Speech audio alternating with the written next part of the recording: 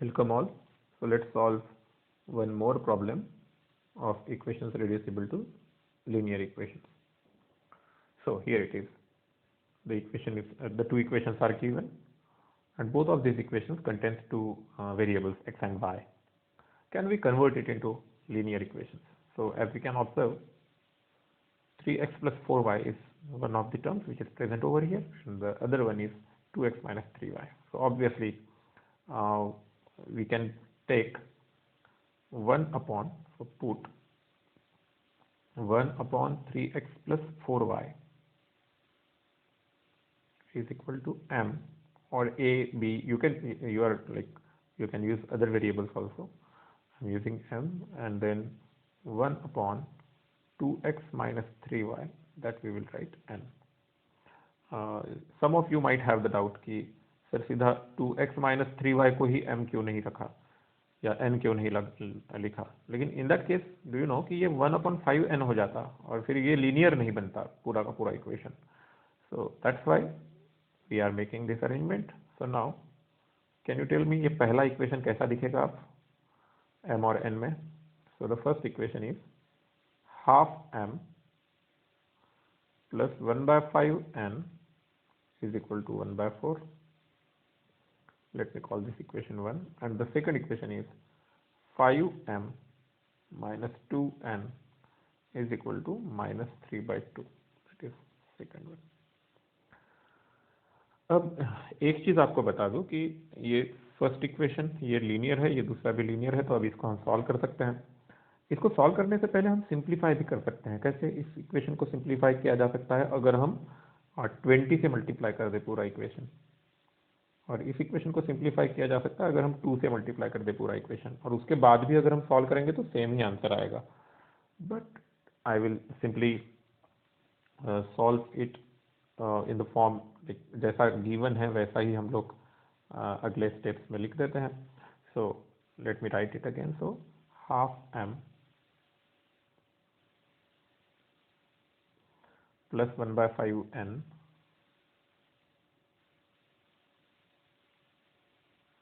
is equal to 1/4. That is our first equation, and 5m minus 2n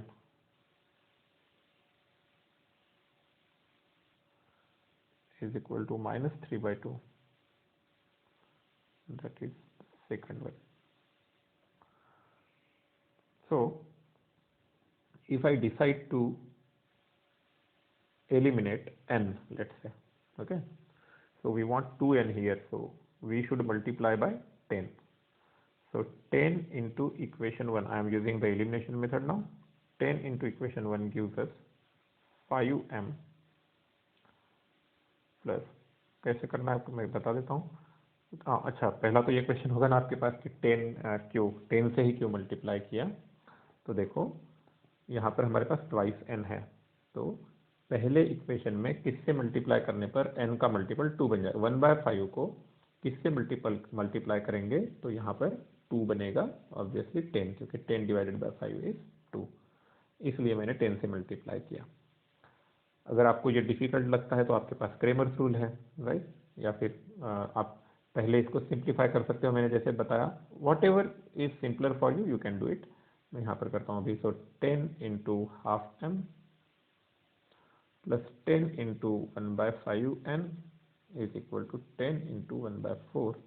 So we get 5m plus 2n is equal to 10/4. 10/4 is 5/2.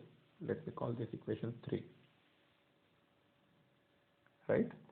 Now we can add equation 2 and 3.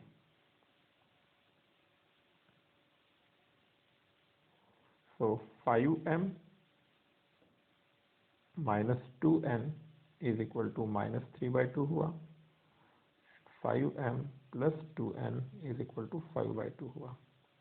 If we add them, तो plus twice and minus twice and ये तो cancel हो गया, तो 10m is equal to 5/2 minus 3/2 is equal to 1.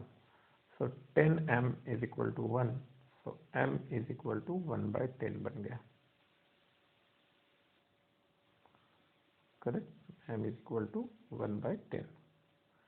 Now 5m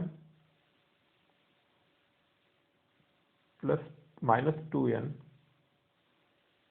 is equal to -3/2, और हमने अभी अभी m का वैल्यू निकाला 1/10.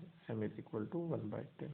Let me put, so 5 into 1/10 minus twice n is equal to -3/2.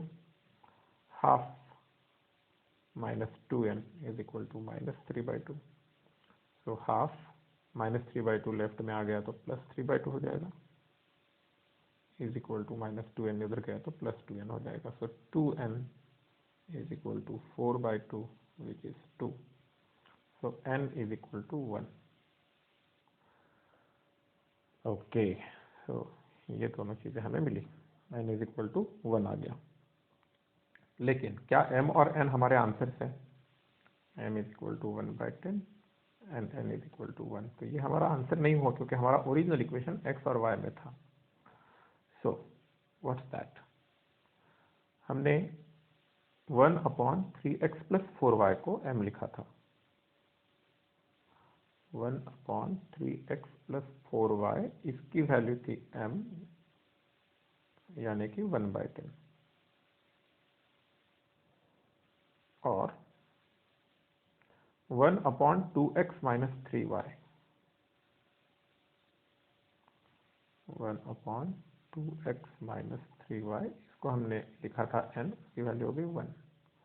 तो फिर 3x + 4y कितना हुआ? 10. And 2x - 3y is equal to 1. Reciprocal करके अभी तक हमारा सॉल्व नहीं हुआ. अब इनको कुछ तो भी इक्वेशन बोलना पड़ेगा और इनको सॉल्व करना पड़ेगा, क्योंकि जब हमें सॉल्व करने के लिए बोला गया है तो हमें x और y के वैल्यू तो देने थे. सो और दो लीनियर इक्वेशन सब तैयार हो गए, इनको सॉल्व करना है. So let's write 3x + 4y is equal to 10.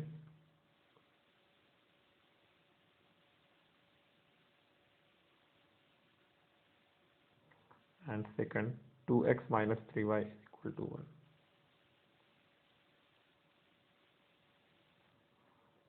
Okay, फिर से आप एलिमिनेशन कर सकते हो. Let me call this equation 5 and equation 6. I don't have track of the numbers, तो नंबरिंग ऐसे लिख देता है. ओके, सो एलिमिनेट करना होगा तो क्या कर सकते हैं हम लोग 2 इंटू इक्वेशन 5 करेंगे पहले. तो 2 इंटू इक्वेशन 5 क्या बनेगा? 6x + 8y is equal to 20. और फिर हम 3 इंटू 6 इक्वेशन करेंगे. इस इक्वेशन को 3 से, ये पहले इक्वेशन को किससे मल्टीप्लाई कर दिया हमने? 2 से. अब इस इक्वेशन को हम लोग किससे मल्टीप्लाई करने वाले हैं? 3 से. तो ये बनेगा 6x - 9y is equal to 3 into 3. So 6 दिख रहा है तो मैं सबट्रैक्ट कर देता हूँ, minus plus minus. So by subtraction we get 17y is equal to 17, क्योंकि 6 तो कैंसिल हो गया. So by that we get y is equal to 1. अब ये y इज इक्वल टू 1 एक इक्वेशन में पुट करेंगे तो 2x - 3 into 1 is equal to 1. So 2x is equal to 1 + 3 4. So x is equal to 4/2, that is equal to 2. तो हमें मिला x is equal to 2. So original जो equation था उसका सॉल्यूशन क्या है?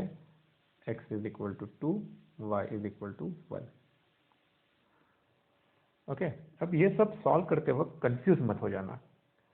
क्या होता है ना, जब जनरली मेरा ऑब्जर्वेशन ऐसा है कि अभी स्टार्टिंग में जब प्रॉब्लम लेंदी हो जाता है तो आपका ट्रैक छूट जाता है. हमने क्या किया था, वापस जाके फिर से देखो एक बार क्या किया है हमने. This is our original question, right? जो लीनियर नहीं था हमने उसको लीनियर बनाया और m और n में सॉल्व किया, तो m और n की वैल्यू आ गई. m और n की वैल्यू आ गई, लेकिन क्वेश्चन तो x y में था, तो हमने m किसे लिखा था?